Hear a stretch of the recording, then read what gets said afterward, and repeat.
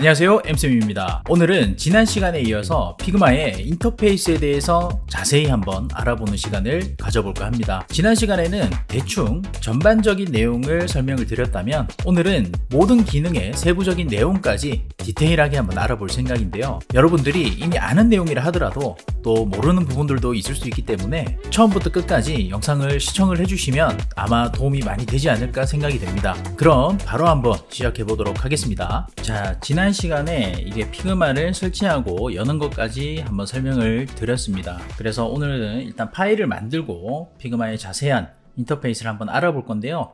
드래프트에서 플러스를 누르셔가지고 디자인 파일을 선택을 하시고 그 다음에 내가 원하는 이름을 하나 넣어줍니다. 저는 예제라고 한번 넣어보도록 하겠습니다. 이 좌측에 있는 여러가지 기능들에 대해서는 지난 시간에 설명을 드렸기 때문에 참고하시면 될 것 같고요. 자세한 부분들을 조금 더 설명을 드리면 에셋을 지난 시간에 제가 자세히 설명을 하지는 않았더라고요. 이 에셋 같은 경우에는 우리가 어떤 아이콘이라든지 카드라든지 여러가지 요소들을 만든 다음에 그걸 컴포넌트로 등록을 하게 되면 여기 에셋에 추가가 되게 됩니다.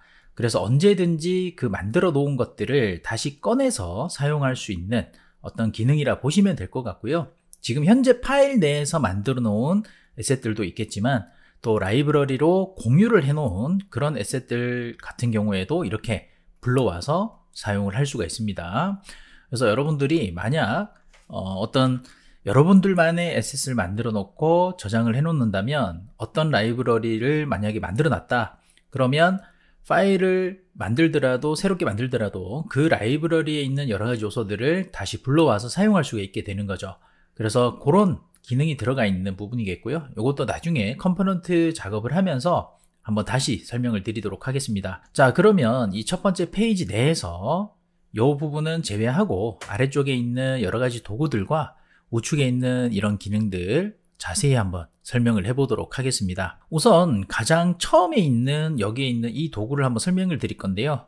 제일 처음에 있는 이 무브 툴 같은 경우에는 우리가 어떤 오브젝트를 만약에 만들어 놨을 때 얘를 선택을 하거나 이렇게 이동을 하거나 또는 크기를 조정하기 위해서 모서리를 잡아서 이렇게 크기를 조정할 때 사용할 수 있는 그런 기능이라고 보시면 될 것 같고요. 이 기능 같은 경우에는 아마 이 작업을 하는 동안에 가장 많이 쓰지 않을까. 그래서 여기에 있는 단축키를 외워두시는 게 좋겠죠. V라고 되어 있죠. 그래서 단축키는 여러분들이 이렇게 눌러보시면 우측에 여러가지 단축키들이 이렇게 나와 있습니다. 그래서 이런 거를 다 외워두시면 편하겠죠. 자, 그리고 아래쪽에는 핸드 툴이라고 해서 이 화면을 움직일 때 사용을 합니다. 오브젝트를 움직이는 것이 아니라 지금 보고 있는 이 화면을 움직일 수 있는 기능이고요. 이 경우에는 우리가 무브 툴을 선택을 하고 있다 하더라도 스페이스바를 눌러서 클릭 드래그를 하시면은 이렇게 이동이 가능합니다. 그래서 스페이스바 누른 상태에서 클릭하고 드래그 이렇게 해서 움직이시면 되겠죠. 자, 그 다음에 이 아래쪽에 있는 스케일 툴 같은 경우에는 이 크기를 조정할 수 있는 그런 도구인데요. 사실 크기를 조정하는 데는 아까 무브 툴에서도 우리가 모서리를 잡아서 크기 조정이 가능하다고 했습니다. 자, 크기를 조정하실 때 Shift를 누른 다음에 이렇게 크기 조정을 하시면은 비율이 고정이 되면서 크기가 조정이 되겠죠. 그래서 이렇게 조정을 하시면 되는데 Shift를 누르지 않으면 비율이 고정이 되지가 않습니다. 또는 우측에 있는 여기에 크기 부분에서 우측에 보시면은 이렇게 크기 고정을 하는 툴이 있습니다. 이걸 누르셔도 이제 그냥 고정이 된 상태로만 움직이게 됩니다. 그래서 이렇게 하셔도 되고요. 아니면 Shift를 눌러서 이렇게 조정을 하셔도 됩니다. 다만 여기에 있는 스케일 툴 같은 경우에는 우리가 그냥 크기를 조정하더라도 비율은 그대로 고정이 된 상태로 조정이 됩니다. 그래서 여기 보시면은 내가 만든 요소의 몇 배 정도 크기로 키울 것이냐 이런 것까지 선택이 가능하고요. 그 다음에 크기가 커지거나 줄어들 때 우리가 이제 어디를 기준으로 크기를 키울지도 선택이 가능합니다. 가운데를 기준으로 크기를 조정한다면 다시 한번 해보겠습니다. 가운데를 기준으로 크기를 조정하면 이렇게 가운데를 기준으로 커지죠. 그리고 또 이쪽 모서리를 기준으로 크기를 조정을 한다면 이쪽 모서리 기준으로 아마 커질 겁니다. 그래서 이러한 기능들이 여기에 스케일 툴에 들어가 있다 보시면 되겠고, 이렇게 비율로 우리가 키울 필요가 없다라면 굳이 사용하지 않으셔도 괜찮습니다. 여기에 있는 무브 툴 상태에서 모서리 잡아서 Shift 누르고 크기 조정을 하시면 되기 때문에 굳이 스케일 툴을 이용할 필요는 없겠죠. 그래서 이렇게 무브 툴을 사용하시면 되겠고요. 자, 그 다음에 우측에 있는 도구들을 또 설명을 드릴 건데, 그 전에 이렇게 몇 가지 단축키만 좀 설명을 드릴게요. 우리가 아까 스페이스바를 누른 상태에서 이렇게 이동을 할 수 있다고 했는데, 화면을 키우거나, 그러니까 확대를 하거나 축소를 하는 방법도 있겠죠. 그래서 그런 방법은 컨트롤 누르신 다음에 휠을 돌려보시면은 이렇게 확대되거나 축소가 됩니다. 이거는 요소가 커지는 것이 아니라 내가 보는 화면이 확대되거나 축소되는 거라고 이해하시면 될 것 같고요. 그래서 이렇게 확대를 해보시면은 이 위에 보시면 130%로 지금 확대가 되어 있다 라고 표시가 되어 있죠. 그래서 여기에 우리가 뭐 퍼센트를 직접 조정할 수도 있겠고, 아니면 여기 있는 단축키도 있습니다. 컨트롤 플러스 마이너스를 이용해서 크기를 키웠다 줄였다 할 수도 있고요. 그 다음에 화면에 꽉 차게 Shift 1번으로 되어 있는데 화면에 꽉 차게 이렇게 배치도 가능하고요. 그래서 이런 여러 가지 줌 아웃과 관련된 이런 기능들을 보시면 도움이 될 것 같고요. 자, 그래서 어쨌든 이런 단축키들도 여러분들이 외워두시면 좋은데, 지금 설명했던 이 단축키는 가장 많이 쓰기 때문에 꼭 익숙해져야 할 그런 단축키라고 이해하시면 될 것 같습니다. 자, 그 다음에 여기에 있는 프레임 도구에 대해서 한번 알아볼 건데요. 그 전에 우측에 있는 패널을 먼저 설명을 좀 드리고 한번 요거에 대해서 설명을 드려보도록 하겠습니다. 이 우측 패널 같은 경우에는요, 우리가 어떤 선택한 요소에 대한 자세한 어떤 옵션들이 들어가 있다 보시면 되는데, 현재는 여기에 페이지라고 되어 있습니다. 그래서 지금 만들어 놓은 이 전체 페이지에 대해서 옵션들이 나열이 되어 있는 것이고요. 베리어블 같은 경우에는 지금은 요거를 여러분들에게 설명드리기에는 조금 무리가 있기 때문에 나중에 우리가 베리어블 설명을 한번 드릴 건데, 예시로 든다면 우리가 앱 같은 거를 쓰다 보면은 다크 모드가 있고 라이트 모드가 있잖아요. 그래서 그런 것들이 한 번에 이렇게 바뀌려면 이제 색상에 대한 부분들이라든지 뭐 여러 가지 부분들을 우리가 변수로 등록을 해놓고 한 번에 바뀌도록 그렇게 설정을 할 수가 있는데, 그러한 기능들을 이용하기 위해서 사용한다 라고 이해하시면 될 것 같습니다. 그래서 지금 일단은 그런 기능이다 라고까지만 알고 계시면 될 것 같고요. 그 다음에 스타일이라는 부분이 있는데요. 지금 이 페이지 내에서 여러 가지 스타일을 지정을 하고 그 스타일을 앞으로 계속 사용할 수 있도록 스타일 등록을 할 수 있는 그런 기능이라 보시면 됩니다. 그런 스타일에는 어떤 것들이 있냐면 텍스트에 관한 것들이 있겠고요. 그 다음에 컬러에 관한 것도 있고, 이펙트, 효과에 대한 부분들도 있겠고요. 그 다음에 가이드에 대한 부분들도 있습니다. 그래서 어떤 텍스트를 내가 종류별로 미리 설정을 해 놓는다면 나중에 텍스트를 일일이 설정하지 않고 우리가 그걸 가져다 쓸 수 있게 하는 그런 기능이라 보시면 될 것 같고요. 이 역시도 제가 나중에 텍스트 설명하면서 뭐 다루는 방법에 대해서도 좀 설명을 한번 드려보도록 하겠습니다. 그 다음에 익스포트는 내보내는 기능이라 보시면 되는데, 지금 이 예제 전체를 우리가 이제 내보내는 그런 기능이라 보시면 됩니다. 그래서 뭐 PNG로 저장을 하거나 JPG나 SVG, PDF 같은 파일로 이렇게 저장이 가능하다. 그 다음에 여기에도 여러 가지 옵션들이 있는데요. 컬러 모드라든지 뭐 이러한 어떤 옵션들이 있기 때문에 이것도 내보낼 때 한번 설명을 드려보도록 하겠습니다. 자, 그러면 이렇게 페이지에 대한 부분들은 한번 살펴봤고요.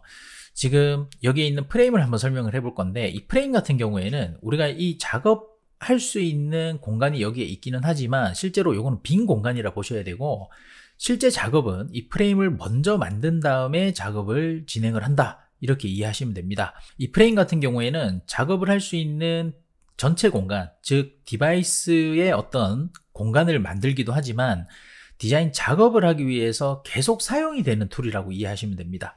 그래서 일단 한번 눌러보면요, 우측에 여러 가지 디바이스들이 이렇게 나오게 됩니다. 그래서 핸드폰 같은 경우에 앱 디자인할 때 어떤 기종을 기준으로 작업을 할 건지에 대해 선택할 수 있겠고요. 그 다음에 웹 디자인을 하게 되면 데스크탑을 이용해서 맥을 기준으로 할 건지 아니면 일반 데스크탑 기준으로 작업을 할 건지를 선택을 할 수가 있습니다.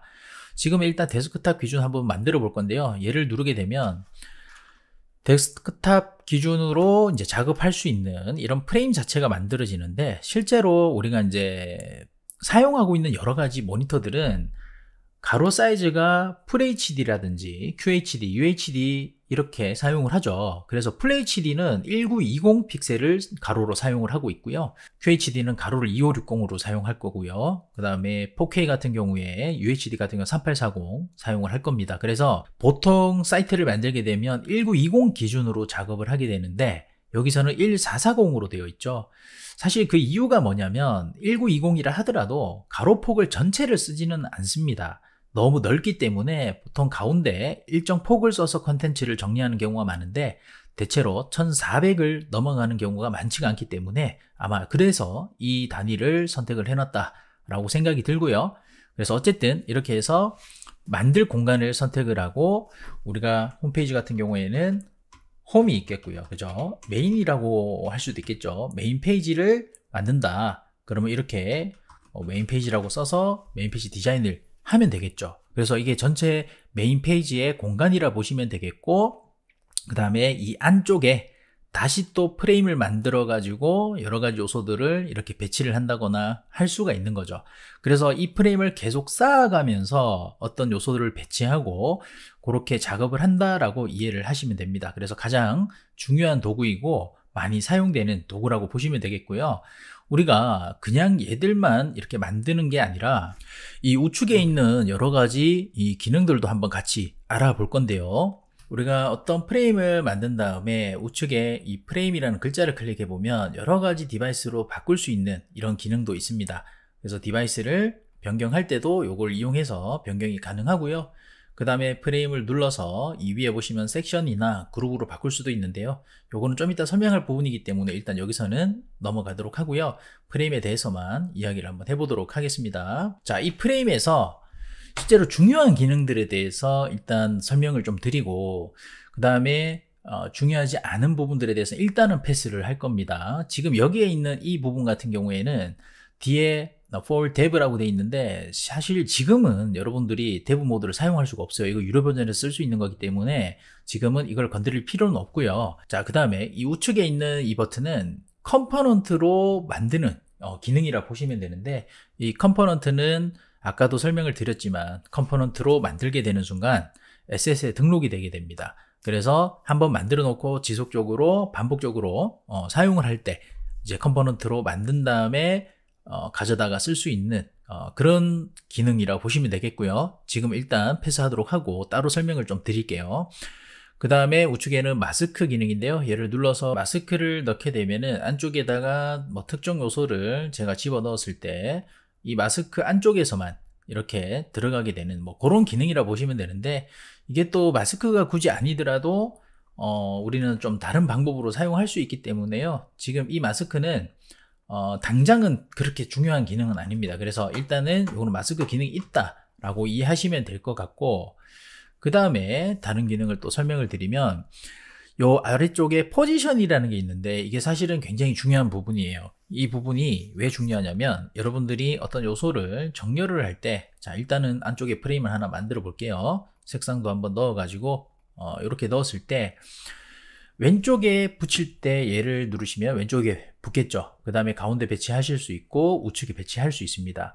근데 요거는 기준이 지금 겉에 있는 이 프레임 기준으로 우리가 왼쪽에 붙거나 우측에 붙거나 이렇게 정렬이 되는 것이고요. 위아래도 이렇게 마찬가지로 있습니다. 그래서 이런 정렬 기능이 있겠고요. 그 다음에 이제 좌표라 그래서 사실 얘를 이쪽에다가 딱 붙여 놓으면 좌표는 X는 0이고 Y는 0이 됩니다. 그래서 이게 왜 0이 되냐? 왼쪽 상단을 기준으로 좌표 값을 0으로 보시면 되는데, 여기에 그러면 0,0의 좌표를 가지고 있겠죠. 그리고 얘를 이동시킬 때 0,0으로 붙이겠다 하면 이 가운데를 기준으로 이렇게 붙는 것이 아니라 왼쪽 상단을 기준으로 0,0으로 이렇게 붙게 됩니다. 그래서 좌측 상단을 기준점으로 보통 잡게 된다, 이렇게 이해하시면 좋을 것 같아요. 그 다음 우측에 클릭을 해서 열어보시면은 여기도 뭐 여러 가지 이런 constraints라고 해서 이런 기능이 있는데요. 우리가 왼쪽과 또는 위쪽 이렇게 기준점을 이렇게 눌러 놓으면 나중에 우리가 이 겉에 있는 프레임을 이렇게 움직여 보면 얘가 이 상태로 유지가 되게 됩니다. 그런데 이 기준점을 우측으로, 아래쪽과 우측으로 기준점을 잡아 놓게 되면 얘를 키웠을 때 얘는 따라가게 되죠. 그래서 이쪽이 고정이 되어 있고 여기가 커지는 그러한 방식으로 조정이 됩니다. 그게 뭐 가운데를 기준으로 해놓는 방법도 있겠고요. 또는 스케일이라고 해서 스케일을 선택을 해놓게 되면은 겉에 이 부분을 키웠을 때 같이 커지게 됩니다. 이런 식으로 같이 커지게 되고요. 그래서 이런 기준점을 잡아가지고 이제 어떻게 배치를 하겠느냐에 대한 이런 부분들이 있다라고 보시면 되고, 기본은 좌측과 상단으로 잡아놓는 게 기본이라 보시면 될 것 같습니다. 자, 그리고 여기에는 로테이트라고 해서 기울이는 그런 기능이 있겠고요. 그 다음에 옆으로 이제 돌리는 90도 기준으로 돌리는, 얘는 정사각형이라 지금 티가 나지는 않지만 90도로 이렇게 돌리는 기능이 있고, 좌우를 반전시키거나 상하 반전시키는 이런 기능도 여기에 포함이 되어 있습니다. 그래서 이 위쪽에 포지션 이런 부분들은 여러분들이 이렇게 알고 계시면 좋을 것 같고요. 그 다음에 아래쪽에 레이아웃이라고 있는데요. 사실 어떻게 보면 피그마에서 가장 중요한 기능이고요. 이 부분 같은 경우에는 제가 영상을 따로 만들 생각입니다. 내용이 워낙 많고 방대하기 때문에 이 부분은 따로 한번 이야기를 해볼 거고요. 여기에는 여러 가지 요소들이 있습니다. 오토 레이아웃 같은 경우에 레이아웃을 여러 가지 형태로 바꿀 수가 있는데, 지금 여기 보는 버티컬이라고 되어 있는 부분이나 여기에 있는 이 부분은 우리가 이제 코딩에서는 플렉스라고 보통 이야기를 하는데요. 그래서 자동으로 정렬이 되도록 만들어 주는 거예요. 세로 방향, 가로 방향으로의 어떤 자동 정렬, 그 다음에 그리드 형태로 할 수 있는 형태인데, 요거는 이제 최근에 생긴 거예요. 코딩에서도 그리드가 있기는 합니다. 플렉스 그리드가 있는데, 그런 어떤 이제 기능을 여기서도 가지고 있다, 이렇게 이해하시면 될 것 같아요. 그래서 이 부분은 일단은 처음에 있는 이 자유롭게 배치를 할 수 있는 이 부분을 선택을 해 놓을 거고요. 이후에 오토 레이아웃 설명하면서 이 부분을 자세히 한번 다뤄볼 생각입니다. 자, 그 다음에 크기를 조정하는 부분이 있습니다. 크기를 정확하게 잡고 싶을 때는 이렇게 크기를 직접 입력해서 넣을 수 있겠고요. 크기를 고정을 시킬 때는 우측에 있는 버튼을 누르면 크기가 고정이 되면서 내가 조정을 하더라도 고정된 상태로 조정이 되게 됩니다. 자, 그 다음에 여기 보시면은 이런 모양이 있죠. 리사이즈 투 핏이라고 있는데, 이거 같은 경우에는 이 겉에 있는 프레임을 이 안쪽에 있는 프레임에 맞출 때 사용하는 기능이라 보시면 되겠고요. 우리가 이거는 겉에 프레임을 넣고 안쪽에다가 프레임을 넣으면 사실 얘가 이 안에 있는 프레임을 포함하게 됩니다. 그래서 여기 보시면은 레이어 순서도 겉에 있는 프레임이 있겠고 그 안쪽에 이 프레임이 들어가 있죠. 그래서 이게 얘 안에 속해 있다 라고 이해하시면 될 것 같고요. 이거를 갖다가 밖으로 이렇게 가져다 보면 여기 잘리죠. 그래서 얘는 이 안쪽에 포함이 되어 있기 때문에 이 겉으로 튀어나오지 않는다. 다만 확 빼버리면은 이렇게 빠져나오게 됩니다. 레이어에서도 빠져나오게 되겠죠.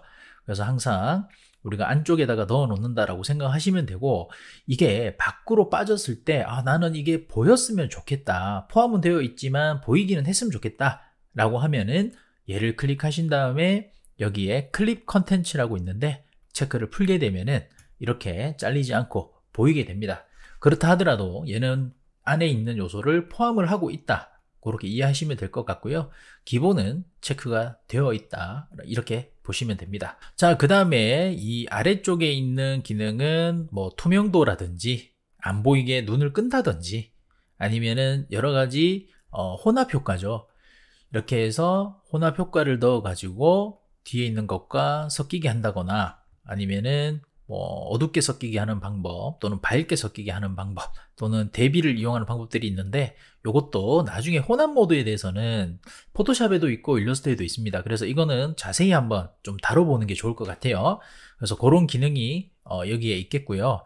그 다음에 투명도, 요소의 어떤 투명도를 조절하는 이런 기능도 있고, 그 다음에 이 코너를 둥글게 만들어주는 그러한 기능도 있습니다. 이렇게 코너가 둥글게 들어가게 되겠죠. 클릭하고 좌우로 이렇게 움직이셔도 되겠고요. 아니면은 직접 숫자를 입력하셔도 되고 커서를 놓고 위아래 방향키로 조절을 할 수도 있습니다. 그 다음에 우측에 얘를 클릭을 하게 되면은 부분적으로 우리가 일부만 이렇게 라운드를 준다거나 그렇게도 만들 수가 있다. 그래서 이런 기능이 여기에 있다라고 보시면 됩니다. 자, 그 다음에는요, fill이라고 해서 색상을 집어넣는 부분이고요. 이 색상 같은 경우에 여기를 클릭을 하셔가지고 원하는 색상을 찍어서 이렇게 색상을 넣을 수가 있습니다. 그래서 색상을 넣고 나서 그 색상의 투명도도 조절이 가능하고요. 그 다음에 내가 원하는 색상을 찍어서 똑같은 색상을 집어 넣을 수도 있습니다. 스포이드 기능이 보통 그런 기능이죠. 그래서 원하는 색상을 찍어서 넣을 수도 있고 원하는 색상을 선택을 할 수도 있다. 그 다음에 헥스 코드라고 해서 이제 포토샵에도 있기는 한데요. 우리가 이제 웹 디자인에서는 이런 코드를 주로 많이 사용합니다. 색상 코드를 주로 사용을 하는데 이 코드에 대한 부분은 뭐 간단하게 설명드리면 이게 R, 그 다음에 두 번째 두 개가 G, B, 그래서 RGB로 되어 있고요. RGB 같은 경우에는 단위가요 0에서 255까지 단위를 가지고 있습니다. 그래서 이 A와 숫자를 이용해서 0부터 255, 총 256개죠. 6개를 만들어내는 그런 이제 방식이라고 보시면 되겠고요. 그래서 그 값을 이용해서 이제 색상을 만들어내게 되는데 주로 웹 디자인에서 많이 쓴다. 이렇게 이해하시면 됩니다. 여기는 RGB 코드도 있겠고 여러 가지가 있습니다. 근데 헥스 코드로 쓰시면 되겠고요. 투명도 조절하는 거 역시나 위에 있는 거랑 똑같고요. 그 다음에 아래쪽에는 이제 여러 가지 라이브러리에 있는 색상들을 불러와서 선택할 수 있는 기능도 있습니다. 물론 여기에서도 그런 기능이 있겠고요. 그 다음에 여기 보시면은 이 위에 그라데이션을 이렇게 넣거나 또는 뭐 여기 보시면은 패턴을 집어넣는다거나 이미지를 집어넣는다거나 뭐 영상을 집어넣는 이러한 기능들도 있는데요. 그라데이션은 이렇게 양쪽에 색상을 지정을 하셔가지고 색상의 변화죠. 이렇게 단계를 나타내는 그런 기능이고요. 여기서 선택도 가능하고 여기서 또 따로 선택도 가능합니다. 그래서 추가를 하게 되면은 이제 색상이 중간에 껴서 다른 색상을 또 하나 더 집어넣을 수도 있겠고요. 그래서 그라데이션 기능이 여기에도 있다. 이 그라데이션 같은 경우에는 리니어가 있겠고요. 그 다음에 가운데를 기준으로 이렇게 원형으로 빠지는 것도 있고 뭐 여러 가지가 있으니까요. 이것도 한번 눌러보시면 좋을 것 같고요. 그 다음에 좌우를 반전시키는 것도 있겠고 옆으로 돌려서 이렇게 방향을 바꾸는 이런 기능도 있다. 그래서 이 정도만 알고 계시면 좋을 것 같고 그 다음 패턴 같은 경우에도 우리가 원하는 패턴을 넣어 가지고 이제 패턴을 이렇게 깔 수 있다 라고 보시면 됩니다. 그래서 이런 패턴도 나중에 한번 설명을 좀 드릴 거고요. 이미지도 마찬가지 불러와서 이렇게 이미지를 뭐 넣어 볼 수가 있다 이렇게 이해하시면 됩니다. 자, 그러면 일단 색상 하나 넣어 보도록 하고요. 그 다음에 여기에 우측에 보시면은 투명도 조절이 가능하고 눈을 껐다 켰다 할 수 있습니다. 눈을 끄는 거는 오브젝트가 사라지는 건 아니고요. 그냥 임시로 안 보이게 만드는 기능이라 보시면 됩니다. 자, 그 다음에 이 위에 보시면은 버튼이 하나 있는데요. 컬러 라이브러리를 불러와서 사용할 수 있는 기능이겠고요. 이것도 나중에 라이브러리 설명하면서 한 번 더 설명드릴게요. 그 다음에 플러스를 눌러서 색상을 하나 더 넣을 수 있는데요. 만약에 이런 색상을 하나 더 넣게 된다면 지금 색상이 섞이게 되겠죠. 그래서 여기 보시면 20%를 넣어놨기 때문에 섞이게 되는데 만약에 100%를 넣게 되면은 이렇게 위에 올려놓은 색상만 나오게 됩니다. 그래서 50%를 넣으면은 위에 올라간 색상과 뒤에 있는 색상이 섞이게 되고요. 그 섞이는 방식을 우리가 여러 가지 방법으로 또 바꿀 수 있는데 여기 멀티를 눌러주시면은 어둡게 섞이고요. 밝게 섞이는 이런 기능으로 섞어줄 수도 있습니다. 그래서 이러한 기능이 여기에 있다 이해하시면 될 것 같습니다. 사용할 일이 없을 것 같지만 나중에 이 부분도 충분히 또 활용 가치가 있기 때문에 알고 계시면 좋을 것 같고요. 자, 그 다음에 스트로크로 넘어가 보도록 하겠습니다. 스트로크는 라인을 주는 건데요. 내가 블랙으로 라인 색상을 주고 색상 주는 거는 위에 있는 거랑 동일하기 때문에 넘어가도록 하고요. 아래쪽에 보시면은 이제 인사이드 뭐 또는 아웃사이드 센터 그리고 옆에 숫자가 있는데 숫자 같은 경우에는 이제 두께를 이렇게 조절할 때 쓰는 거고요. 두께를 올려놓은 상태에서 우리가 인사이드로 했을 때는 이 박스 안쪽으로 라인이 두꺼워지고요. 아웃사이드로 하면은 박스 바깥쪽으로 이렇게 두께가 조절이 됩니다. 그리고 센터로 한다면은 이제 박스 기준으로 해가지고 양쪽으로 이렇게 두께가 조절이 되는데 보통은 안쪽으로 쓰시는 게 좋습니다.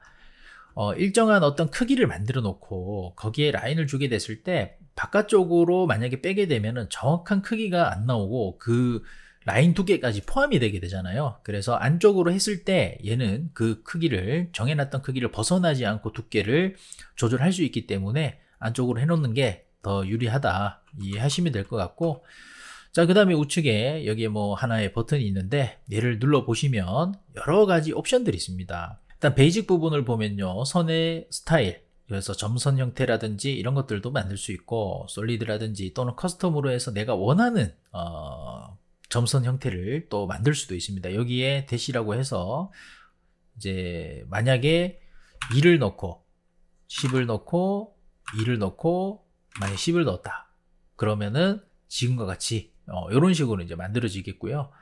이렇게 되겠죠.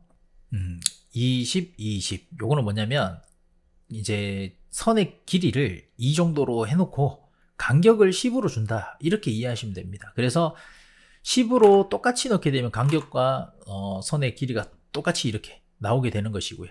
그래서 이런 기능이 있겠고, 점선을 동그란 점선을 만들기 위해서도 우리가 쓰는 방식이 있는데, 만약에 이렇게 0과 10으로 만약에 넣었다면, 0과 10으로 넣었다면, 근데 0이 표시가 잘 안 돼요. 그래서 0.1을 한번 넣어보도록 하겠습니다. 0.1을 넣고, 그럼 보이지가 않죠. 이 보이지 않는 상태에서 우리가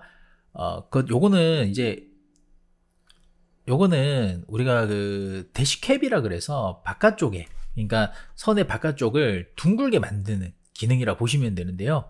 우리가 선의 길이를 완전 작게 만들었기 때문에 양쪽에 라운드를 지면 얘가 동그랗게 변하게 됩니다. 그래서 이렇게 만든 다음에 잘리잖아요. 이 잘리는 부분을 우리가 인사이드로 해놨기 때문에 그런데 이걸 센터로 넣어줍니다. 그러면 이렇게 동그랗게 만들어지는 걸 볼 수가 있겠고요. 이 끝쪽에 각이 좀 지는 부분은 모서리 부분을 어떻게 할지 선택을 하게 되면 모서리까지 둥글게 이렇게 정리가 되게 되거든요. 그래서 이렇게 해서 동그란 점선도 만들 수가 있습니다. 그래서 여러분들이 여기서 각각 어떤 기능을 하는지를 알고 사용을 하신다면 다양한 방식으로 선을 만들 수가 있겠죠. 그래서 일단은 어쨌든 이렇게 해가지고 만들어 놓고, 이 다이나믹 같은 경우는 여러 가지 형태로 이렇게 이제 바꿀 수 있는 기능인데요. 일단은 뭐 여러분들이 이걸 좀 사용을 해보면서 어떻게 변하는지를 보시면 좋을 것 같은데, 저는 뭐 쓸 일이 많지가 않아서 뭐 나중에 디자인할 때 필요하면 사용을 좀 할 수 있겠죠. 예전에는 없었던 기능 같은데 어쨌든 이런 기능도 있겠고요. 그 다음에 브러쉬라고 해서 원하는 브러쉬를 선택을 해서 그 형태로 선을 집어넣는 기능도 있습니다. 이 브러쉬 같은 경우에도 예전에는 없던 기능인데 새로 생긴 기능이라 보시면 될 것 같아요. 그래서 베이직으로 일단 이렇게 넣으시면 될 것 같고, 그 다음에 우측에 보시면은 선을 원하는 곳에만 줄 수 있는 그런 기능도 있습니다. 그래서 커스텀 누르면은 내가 원하는 곳에 두께만 이렇게 설정을 하게 되면은 여러분들이 원하는 방향만 이렇게 선을 집어 넣을 수 있게 되는 것이죠. 그래서 그렇게 해가지고 선을 이렇게 집어 넣을 수도 있겠고요. 그 다음에 아래쪽에 이펙트 효과가 있는데요. 이 효과 같은 경우에도 여러 가지 효과들이 있습니다만, 여기 눌러보시면 이너 섀도우, 드랍 섀도우, 그 다음에 레이어 블러, 백그라운드 블러, 텍스처, 노이즈 같은 것들이 있습니다. 노이즈 같은 경우에도 예전에는 없던 기능이고요. 그래서 여기 텍스처도 아마 예전에는 없었던 것 같은데 몇 가지 생긴 것 같습니다. 하지만 가장 많이 쓰는 기능들은 아무래도 이너 섀도우나 드랍 섀도우, 그 다음에 레이어 블러와 백그라운드 블러가 아닐까 생각이 들고, 이너 섀도우 같은 경우는 안쪽에 이렇게 그림자를 만들어 넣을 때 사용하는 기능이고요. X 좌표로 얼마나 밀어낼 것이냐, 그래서 이렇게 우측으로 쭉 그림자를 밀어낼 수도 있고 이렇게 할 수 있는데, 일단 뭐 어느 정도만 빼가지고 제가 한번 보여드릴게요.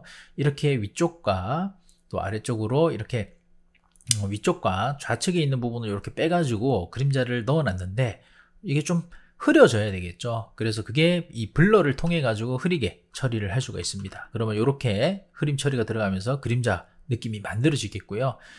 그 다음에 이 아래쪽에 컬러를 이용해서 그림자의 밝기라든지 이런 것들을 또 조정을 할 수가 있습니다. 스프레드는 이 그림자의 번짐을 조금 더 채우는 기능으로서 저는 많이 쓰지 않지만 어떤 특정한 그림자를 만들 때는 또 이용이 필요하기 때문에 알아놓으면 좋을 것 같습니다. 자, 어찌됐든 요런 이너 섀도우가 있고요. 그 다음에 드랍 섀도우라 해서 바깥쪽으로 그림자를 넣을 수도 있습니다. 이걸 아마 가장 많이 쓰지 않을까 생각이 됩니다. 그래서 이거는 뭐 사용 방법은 똑같습니다. 그래서 옆으로 얼마나 밀어낼지 선택하시고 블러, 흐림 처리를 어느 정도로 할지 선택을 한 다음에 투명도 조절해서 밝기를 결정할 수가 있다. 자, 그 다음에 이 레이어 블러라는 거는 이 요소에 흐림 처리를 해주는 기능이라 보시면 됩니다. 그래서 이렇게 흐림 처리를 할 수가 있겠고요. 옆에 뭐 프로그레시브라고 해서 또 이런 좀 다른 방식으로 흐림 처리를 할 수도 있다. 그래서 이것도 여러분들이 필요하다면 활용하시면 좋겠죠. 자, 그 다음 백그라운드 블러인데요. 일단은 백그라운드 블러를 하기 위해서는 뒤에다가 요소 하나를 넣어 놔야 됩니다. 그래서 뒤에다가 제가 특정 요소 하나를 집어넣고요. 레이어 순서를 위로 좀 올리겠습니다. 자, 레이어 순서를 바꿀 때는 컨트롤과 대괄호를 열고 닫기를 누르시면은 내가 위치를 이렇게 단축키로 이동이 가능합니다. 컨트롤 시프트 누르면 가장 위에, 대괄호 열기는 아래쪽으로 내리는 거고요. 대괄호 닫는 거는 위쪽으로 올리는 겁니다. 그래서 가장 아래쪽으로 가는 거는 컨트롤 시프트 대괄호 열기, 그렇게 하시면 되고, 또는 가장 위로 올라가는 컨트롤 시프트 대괄호 닫기를 누르시면은 가장 위, 가장 아래 이렇게 가는 거고, 컨트롤만 누르면 한 단계씩 이렇게 이동이 된다. 이렇게 보시면 됩니다. 자, 어찌됐든 이렇게 해서 넣었고요. 백그라운드 블러 같은 경우에는 이 뒤에 있는 요소를 흐림 처리를 하는 건데, 그러려면 얘가 투명해야 되잖아요. 그래서 색상 들어간 부분 우측에 투명도를 이렇게 내려서 조금 투명도를 내려봅니다. 그러면 뒤에 있는 게 흐려져 있죠. 원래라면 이게 없어야 되는데, 자, 한번 보시면요. 얘를 한번 빼볼게요. 그냥 이렇게 선명하게 흐림 처리가 돼 있어야 되는데, 내가 백그라운드 블러를 넣게 되면은 이 정도에 따라서 이렇게 흐려지게 됩니다. 그래서 이런 기능이 최근에 많이 사용이 되죠.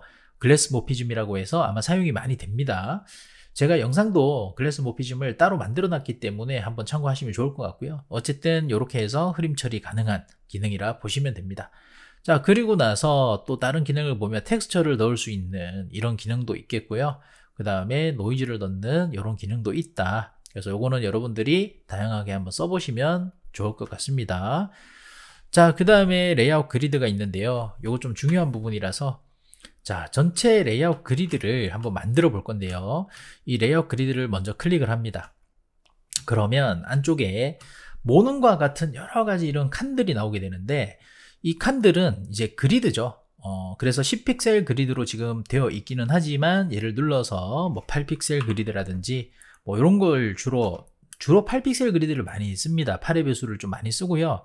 뭐 10으로 놓아도 크게 문제가 되진 않는데, 어쨌든 이런 그리드를 만드는 기능이 있습니다. 나중에 섬세한 작업할 때 좀 도움이 될 수 있겠죠. 자, 근데 이것보다 일단 중요한 거는 여기에 있는 컬럼 그리드인데요. 이 컬럼 같은 경우에는 우리가 이제 단을 나눈다 생각을 하시면 되는데, 이 단을 웹사이트를 만들 때 주로 어떻게 만드냐면 단을 12단을 많이 씁니다. 요거는 사이트 작업할 때 제가 다시 한번 설명을 드리겠지만 12단을 많이 쓰게 되겠고, 그러면 이게 12칸으로 나뉘게 되죠. 이 12칸으로 나눈 거에서 스트레치 전체를 이제 스트레치로 늘린다는 소리고요. 그 다음에 마진이라고 해서 바깥쪽에 마진을 얼마를 줄 거냐. 예를 들어서 20을 주게 되면 여기 20, 20이 빠지게 됩니다.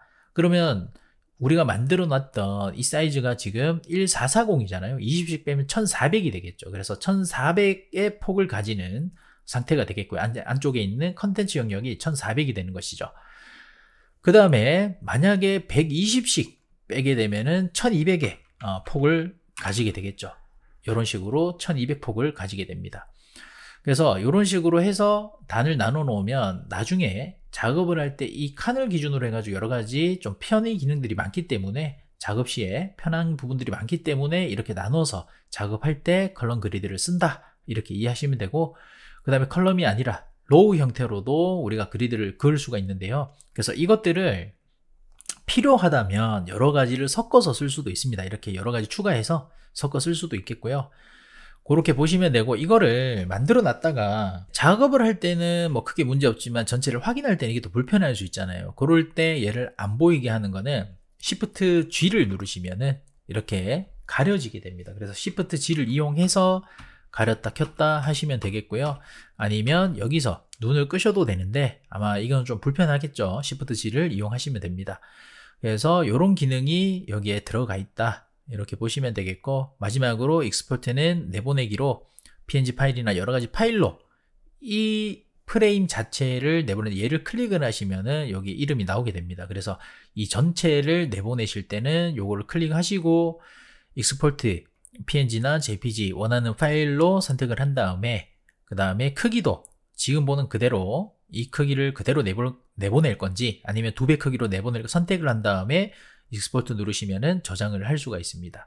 그래서 여기에 있는 기능들을 전체적으로 한번 살펴봤고요. 나중에 자세한 건 한 번 더 이야기하도록 하겠습니다. 이 프레임만 이야기하는데도 생각보다 할 얘기가 좀 많았던 것 같습니다. 그렇지만 대부분 설명을 했기 때문에 나머지는 필요한 것들만 한번 설명을 해보도록 하겠습니다. 자, 다음은 이 섹션인데요. 이 섹션 같은 경우에는 클릭을 하시면은 마찬가지로 이렇게 드래그해서 이 섹션을 만들 수가 있는데요. 이 섹션은 어떤 역할을 하냐면 사실상 디자인을 하는 공간은 아니고요. 우리가 어떤 디자인을 여러 가지 작업을 했을 때, 예를 들어서 뭐 인증과 관련된, 즉 로그인이라든지 회원가입과 관련된 여러 가지 작업을 만약에 했다고 했을 때, 이걸 또 눈을 좀 끌게요. 했다고 했을 때 얘네들을 묶어 놓는 기능이라 보시면 돼요. 그래서 여기 이름을 예를 들어서 AUTH, 그 다음에 여기를 뭐라고 할까요? 로그인, 그 다음에 회원가입할 수 있는 조인이라고 했을 때, 이런 여러 가지 인증과 관련된 페이지들을 모아서 이제 묶어줄 때 사용하는, 그래서 실질적으로는 어떤 디자인의 역할이라기보다는 작업자의 편의를 위해서 만들어지는 그런 섹션이라고 보시면 되겠고요. 이 섹션 안에는 이제 이런 프레임이 들어갈 수 있지만 프레임 안에 섹션을 만들 수는 없습니다. 그래서 가장 바깥에 있어야 될 요소라고 이해하시면 될 것 같아요. 그래서 그렇게 섹션 기능이 있다. 이 섹션 기능 같은 경우에도 뭐 색상을 주는 부분들이 있기 때문에 여러분들이 보기 편하게 만들어 주시면 되겠죠. 자, 그런 섹션이 있겠고요. 그 다음에 아래쪽에 보시면은 슬라이스 기능이 있는데, 사실 뭐 지금은 쓸 일이 별로 없을 것 같은데, 어쨌든 내가 원하는 부분만 선택을 해서 내보내기를 하고 싶을 때 사용하는 그런 도구라 보시면 됩니다. 실질적으로 지금은 딱히 뭐 사용할 일이 없기 때문에 이 정도만 설명하고 넘어가도록 하고요. 그 다음에 우측에 있는 부분을 이제 설명을 좀 드릴 건데, 이제 도형 툴이에요. 여기 보시면은 여러 가지 도형들이 있는데, 먼저 사각형 도구, 사각형 도구를 이렇게 만들 수 있겠고요. 여기서 중요한 건 뭐냐면 프레임과 이 사각형 도구는 거의 동일한 기능을 가지고 있습니다. 우측에 보시면은 여러 가지가 있는데 사실 아주 비슷한 기능을 가지고 있지만 사실 개념은 좀 다릅니다. 프레임은 우리가 어떤 공간을 작업할 수 있는 공간을 계속 생성하는 것이라면, 이 도형의 경우에는 어떤 요소를, 그러니까 그래픽 요소를 만드는 데 쓰는 도구라 보시면 됩니다. 그래서 얘 안에 뭔가를 포함시킬 수가 없다. 그래서 여기 보시면은 우리가 프레임 안에 이 도형을 넣었지만 이 도형 안에 뭔가를 넣는 기능은 없습니다. 그래서 프레임을 여기다가 넣는다 하더라도 여기 들어가지가 않고요. 이 안쪽으로 들어갈 수가 없고요. 그래서 이거는 도형을 우리가 이제 만들어서 어떤 형태를 만들 때 쓰는 거기 때문에 이 프레임과는 조금 다른 개념으로 이해하시는 게 좋을 것 같아요. 그래서 얘는 형태를 만드는 거다 보니까 이 모서리를 둥글게 하는 것도 여기서 바로 클릭해서 가능하고요. 또는 우리가 프레임에서와 동일하게 이걸 이용해서 또 만들 수도 있습니다. 그래서 거의 동일한 기능이지만 이런 부분들이 좀 다르다라고 보시면 좋을 것 같아요. 그래서 색상도 만들 수 있고 여러 가지 기능들이 있다. 자, 그 다음에 여기에 있는 라인 같은 경우에도 선을 이렇게 그어 넣는 기능이겠고요. 선도 마찬가지로 이 스트로크를 이용해서 다양한 선을 만들 수 있다 이해하시면 될 것 같고요.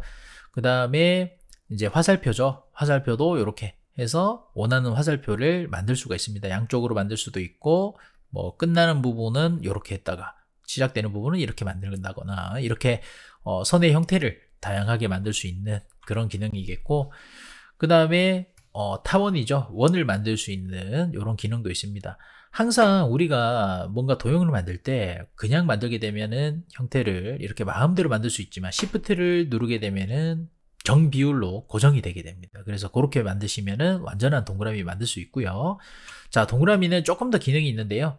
여기에 동그란 하얀색 동그라미가 있는데 얘를 누르고 당겨 보시면은 이렇게 자를 수가 있습니다.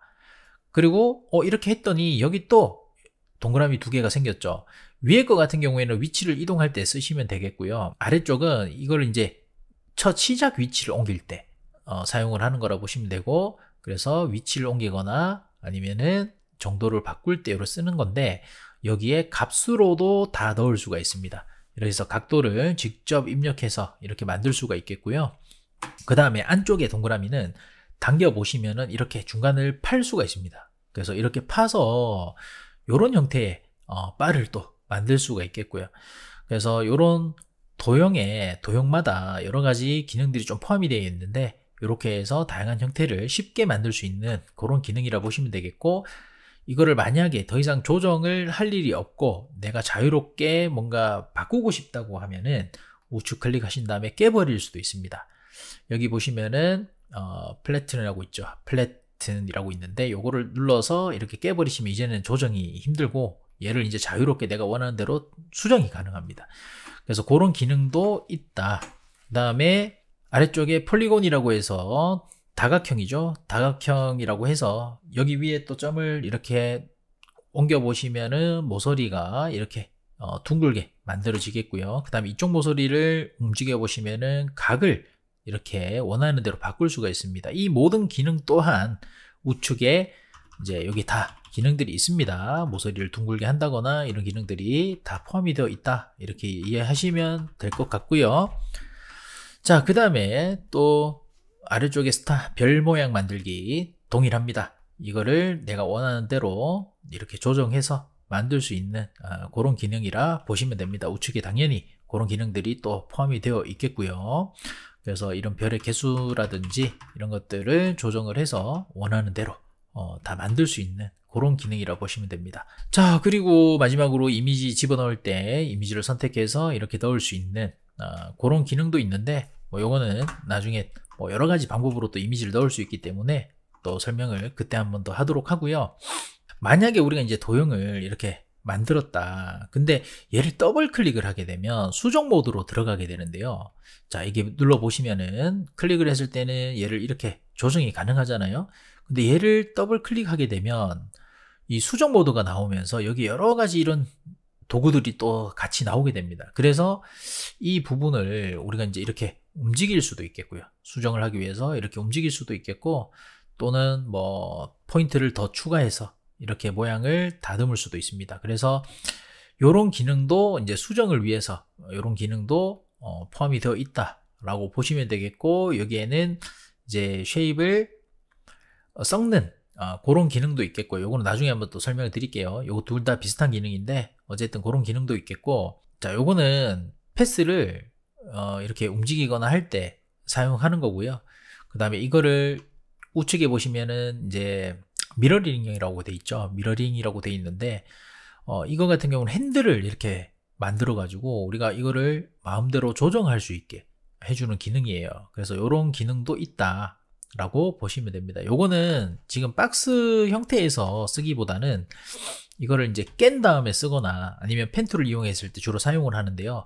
그래서 우측에 있는 이 펜 툴에 대해서 먼저 한번 설명을 드리면, 클릭하고 클릭해서 내가 원하는 형태를 만들 때 이 펜 툴을 사용할 수가 있습니다. 근데 클릭한 다음에 클릭하고 떼지 않은 상태에서 드래그를 하게 되면 이렇게 곡선을 만들 수도 있습니다. 그래서 이렇게 곡선을 만들 수 있는데, 이렇게 곡선을 만들어 놓고 우리가 이제 여기에 있는 핸들을 클릭하신 다음에 클릭을 해보면 얘가 지금은 따로 움직이거든요. 그래서 이런 부분들을 여기에 있는 요소들을 클릭해서 같이 움직이게 한다든지 이런 기능들도 있습니다. 길이도 동일하게 움직이게 한다든지, 그럴 때 사용하는 도구가 이 미러링이라고 보시면 되겠고, 예를 들어서 이 두 개의 요소를 지금 만들어 놨는데요. 이렇게 이제 붙여 볼게요. 자, 이렇게 해서 겹쳐지게 되잖아요. 그래서 이 부분은 더블 클릭한 다음에 여기 보시면은 이 전체를 선택한 다음에 얘를 눌러 보시면 이렇게 뭔가 이렇게 나오죠. 여기서 드래그해서 이렇게 해버리면은 얘가 합쳐집니다. 그래서 우리가 이제 패스파인더와 비슷한 기능이라고 보시면 되는데, 다시 한번 설명을 좀 드릴게요. 자, 도형을 이렇게 만든 다음에 다른 도형을 우리가 만들게 되면은 얘는 아까와 같은 방법으로 이렇게 합칠 수는 없고요. 이 경우에는 좀 다른 방법을 사용해서 합칠 수가 있습니다. 도형 같은 경우에 요걸 클릭하고 얘를 클릭해서 두 개를 잡은 상태에서 우측 상단 보시면은 여기에 여러 가지 패스파인더 효과들이 있는데 이 유니온이라는 거를 선택을 하시면은 합쳐지게 되겠고요. 그 다음에 요거를 누르시면은 요거를 빼게 됩니다. 그래서 요런 기능도 여기에 있다. 이해하시면 될 것 같고, 아까 봤던 거는 어떤 거냐면 우리가 펜 툴로 뭔가를 그려서 이렇게 만들었을 때 여기 일단 볼게요. 벡터라고 되어 있죠. 그 다음에 여기도 이렇게 해서 만들었을 때 이 벡터 안에 이 두 개가 같이 들어가잖아요. 그러다 보니까 여러분들이 만약에 이 부분을 겹쳐 놓는다. 이렇게 겹쳐 놨다. 나는 이거를 이 모양과 이 모양으로 합쳐지게 하고 싶다. 이럴 때 사용하는 게 아까 봤던 여기에 있는 쉐입 빌더라고 되어 있네요. 쉐입 빌더라는 툴인데 이걸 클릭한 다음에 드래그를 해서 원하는 부분을 합쳐버리면 이렇게 합쳐지게 됩니다. 그래서 이런 기능도 여기 포함이 되어 있고요. 옆에 있는 라sso 툴은 원하는 부분을 선택할 때 이렇게 선택해서 몇 개를 선택을 하다 이렇게 선택할 때 사용하는 이 툴이겠고요. 그 다음에 페인터는 뭐 색상 집어넣을 때 쓰는 거고요. 그 다음에 이 부분은 이제 이 핸들이 나와 있지 않은 각져 있는 부분을 핸들을 만들어주는 기능이라고 보시면 됩니다. 그래서 그런 기능들이 여기 수정 모드에서 들어가 있고요. 펜 툴은 기본적으로 수정 모드이기 때문에 옆에 더블 클릭하시면 수정 모드를 빠져나오게 됩니다. 그래서 만들어진 오브젝트가 이렇게 나오게 되겠고요. 도형 툴 같은 경우에는 또 다른 게 뭐냐면 도형은 만들어 놓으면 더블 클릭해서 그러면 수정 모드 들어가기는 합니다.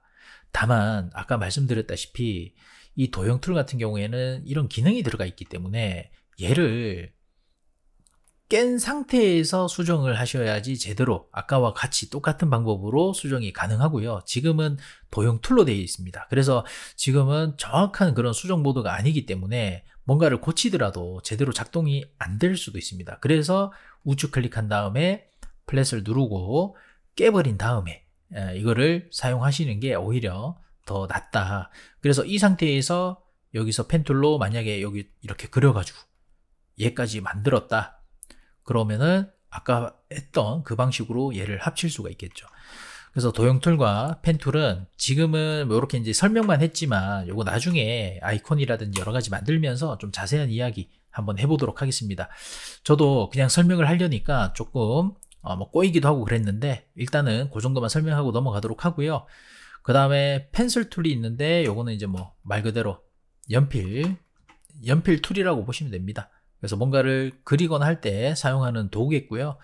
마찬가지로 패스 형태로 만들어지기 때문에 뭐 여기서 또 수정이 가능하고요. 이렇게 해서 패스를 원하는 대로 또 수정이 가능하다.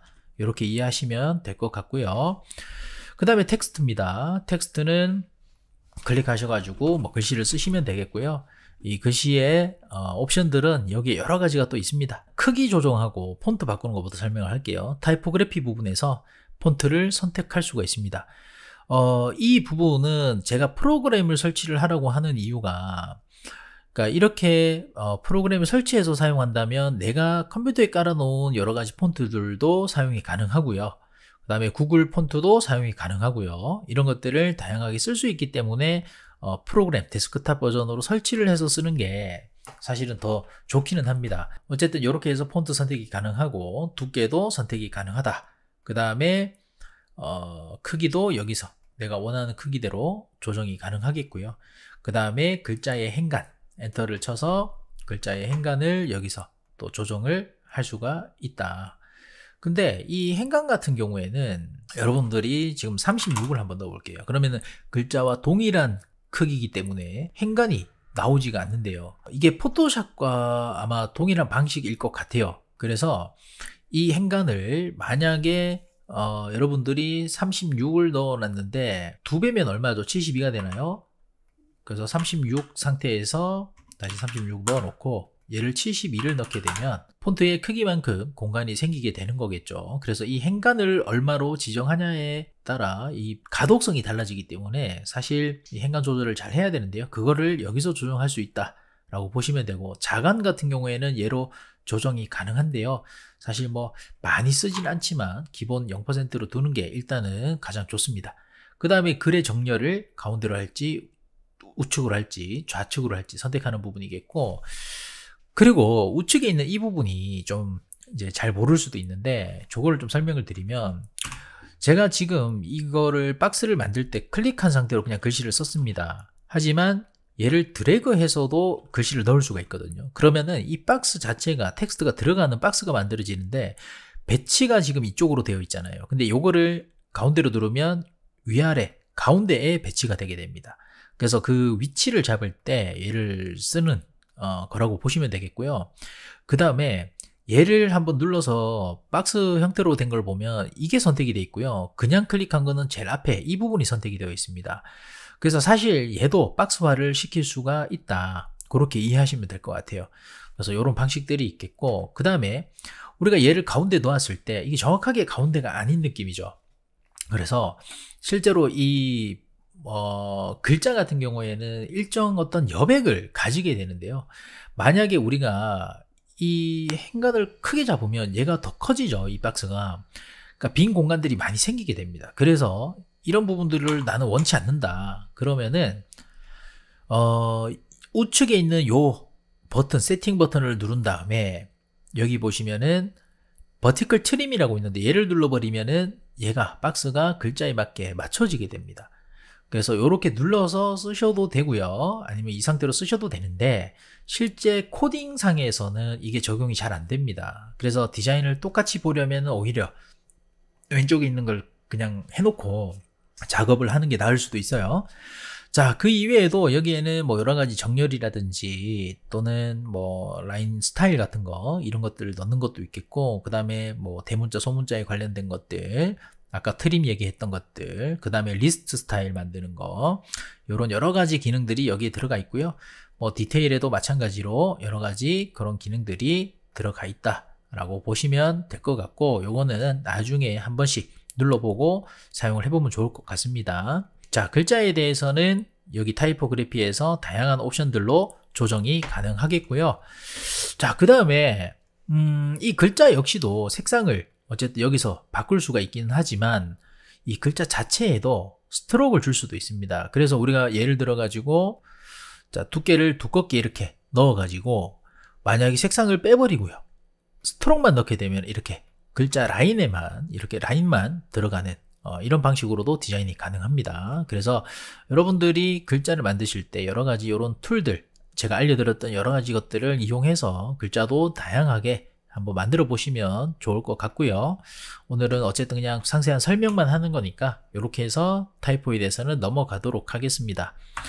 자, 그리고 우측에 코멘트라고 해서 누르면은 협업 시에 어떤 코멘트를 달아놓고 상대방이 볼 수 있도록 그렇게 하는 기능도 있습니다. 그래서 여기에는 다시 뭐 댓글이라든지 이런 걸 달아서 서로 소통 가능하도록 하는 거고요.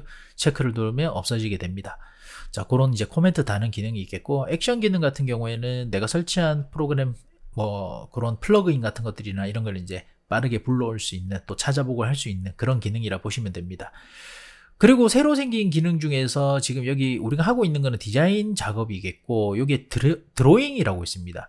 그래서 드로우를 클릭을 하시면 여러 가지 브러쉬라든지 이런 옵션들이 또 생기게 되는데, 뭐 펜툴을 똑같이 사용을 하긴 하지만 이 부분에 대해서 우리가 여기서 좀 자세하게 두께 조절도 가능하고 이렇게 스트로크 조정을 할 수 있도록 되어 있기도 하고요. 그 다음에 여기 보시면은 베이직 스트로크가 있고 다이나믹 브러쉬, 이거는 아까도 제가 라인 설명하면서 이 기능들이 다 있기는 했어요. 있기는 했는데 그런 것들을 여기서 이제 따로 또 조정을 할 수 있는 그런 기능이겠고, 그 다음에 여기에 있는 브러쉬 같은 경우에도 만약에 그리게 된다면 여러 가지 브러쉬 형태로 이렇게 그릴 수가 있게 됩니다. 뭐 어디에 사용할지 모르겠지만 이런 기능도 새롭게 들어왔고요. 마찬가지로 펜슬, 연필도 이렇게 들어가게 됩니다. 그래서 일단 얘는 이런 기능이 들어왔다 정도만 설명을 드리고 넘어가도록 하겠습니다. 자, 그 다음에 이 데브 모드라고 해서 이제 제가 만든 요소들에 대해서 코딩할 때 스타일을 볼 수 있는 그런 기능도 있는데, 이거는 유료 버전에서 볼 수가 있기 때문에 지금은 넘어가도록 하겠습니다. 자, 어쨌든 이 아래쪽에 있는 이 기능들에 대해서는 전반적으로 한번 살펴봤고요. 이 우측 같은 경우에는 제가 이제 뭐 눌러놓은 요소들에 대해서 여러 가지 기능들이 있다고 했는데 이것도 간단하게만 한번 살펴봤습니다. 그래서 자세한 부분은 직접 작업을 하면서 한번 알려드릴 거고요. 이 위에 그 외에 다른 부분을 좀 설명을 드리면, 프로토타입 같은 경우에는 어떤 뭐 작동에 대한 것들을 만들어낼 때 여기서 그런 세팅을 할 수 있는 기능이라 보시면 되고요. 어떤 버튼을 클릭했을 때 페이지 이동이 된다거나 이런 것들을 설정할 수 있는 거고요. 그런 것들을 우리가 자세히 확인하기 위해서는 이 위에 재생 버튼이 있습니다. 미리 보기 버튼인데, 이 미리 보기 같은 경우에 클릭을 하시면은 따로 이렇게 프레젠테이션으로 열리게 되겠고요. 이렇게 여는 방법 말고도 이 상태에서 프리뷰로 미리 볼 수도 있습니다. 그래서 이렇게 미리 보는 방식도 있겠고, 이 미리 보기 같은 경우에도 뭐 여러 가지 옵션들이 있기는 한데요. 이것도 나중에 자세하게 한번 설명을 좀 드려보도록 하고요. 어쨌든 그런 작동을 할 수 있게 하는 게 프로토타입. 그 다음에 뭐 아까 얘기했던 뭐 확대 축소 같은 것들, 이런 것들이 있겠고, 그 이외에는 뭐 특별히 설명드릴 건 없을 것 같고, 이제 작업을 진짜로 하면서 한번 설명드려 봐야 될 것 같습니다. 자, 오늘은 이렇게 여러 가지 이런 기능들에 대해서 한번 살펴봤는데요. 제가 설명을 하면서 워낙 많은 내용들을 좀 설명을 하다 보니까 조금 뒤죽박죽 설명이 어렵게 된 부분들도 있는 것 같습니다. 그런 부분들은 여러분들이 조금 걸러 가지고 보시면 좋을 것 같고요. 작업을 진짜 하면서 조금 더 자세하게 필요한 기능들 위주로만 이제 설명을 좀 해볼 거고, 그 내용들은 이제 다음 시간부터 한번 진행을 해보도록 하겠습니다. 그럼 오늘 영상은 여기서 마무리하도록 하고 다음 영상에서 찾아뵙도록 하겠습니다. 감사합니다.